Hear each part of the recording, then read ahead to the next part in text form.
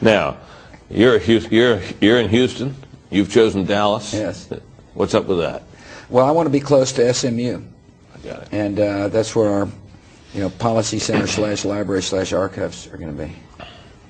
You okay with that? Dallas connection. Did you hope that he'd come to Houston? Huh? Did you hope that he'd move to Houston when he No, I never thought he would move to Houston. Plus, Houston's 2 hours away from. Dallas is 2 hours away from Crawford, and I plan on spending some time down there in Crawford. And Laura had some Dallas connections, so yeah, it made sense. Now, I want to ask you a little bit about the intelligence agency situation. After all, you came as an outsider to intelligence. You were an intelligence professional, and now you got the building out there named after you. So obviously it could work.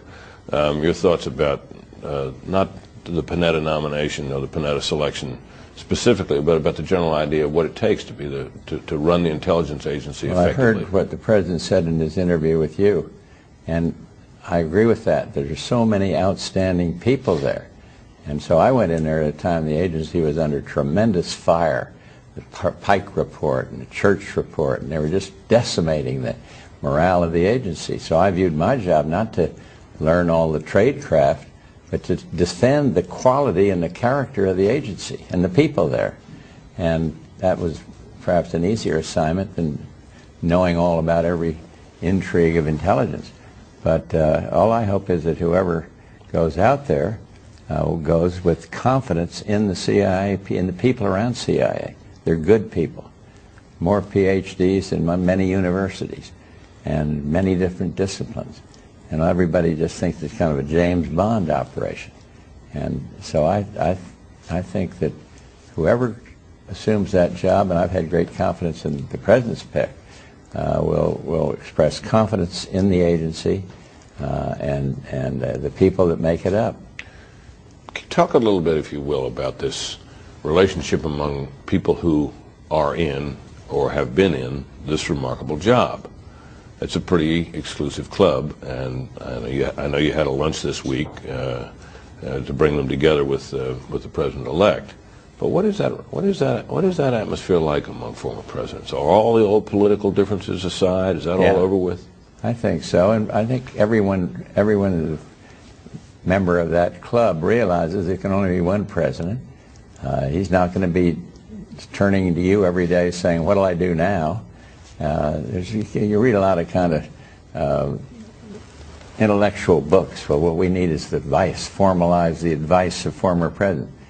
He doesn't need a lot of advice from former presidents, and the current president needs to have good people around him who will help him pursue the goals he set out. And so I don't think there's much to it except collegiality and the idea that you want to be out there if you need support. Now, you've watched this range of appointments that Barack Obama has announced. Your feeling about it? I've been impressed. Why?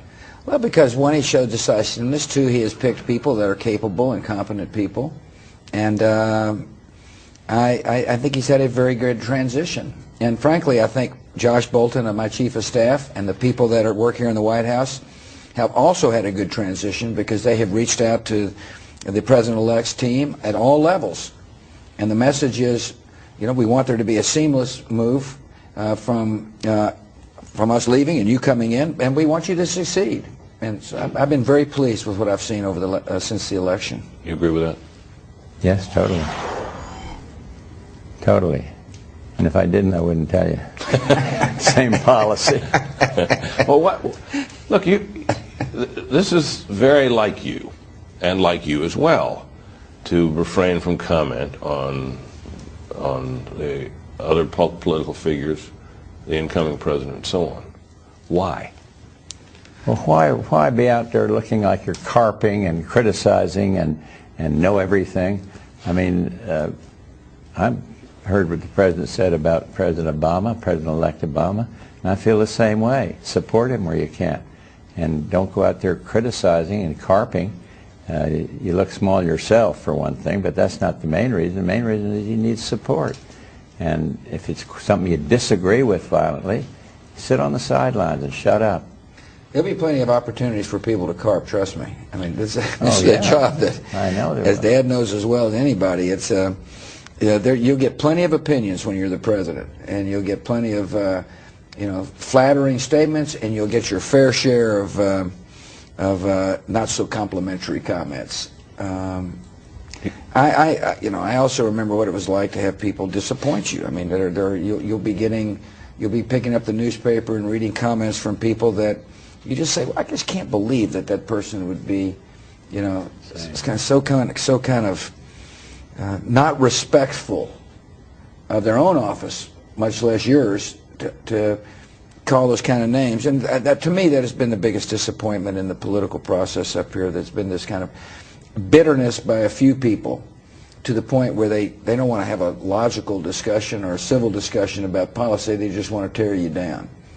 And do you think that's gotten worse since your days in the White House? I don't know that it's gotten worse, but it's offensive, very offensive. And I agree with the president that when you have somebody you have your own trust in, and that person, for his own gain, thinks it's for his own gain, goes out and gives kind of, here's the inside story, here's what they're saying, but here's what's really happening. They're playing the leak game. It's horrible, and every administration has that. But I think President George Bush here has been lucky. There hadn't been that many of them. Yeah. And I think we were pretty lucky. When you left this office, it was reported at least that it took a while. You had a period of adjustment, and it was tough for you at first. And then, obviously, you've hit your stride and found your life.